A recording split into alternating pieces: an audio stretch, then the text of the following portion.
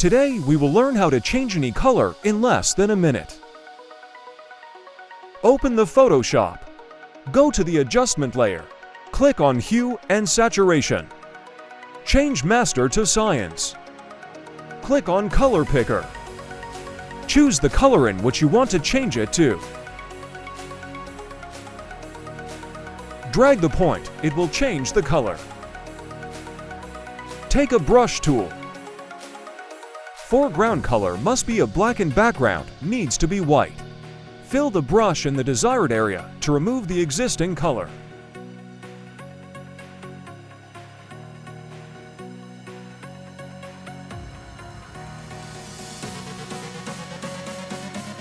Now the color is changed.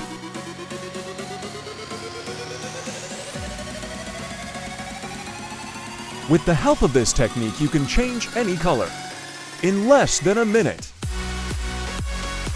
Hope you liked the video. Do like, share, and subscribe, and follow me for more Photoshop tutorials.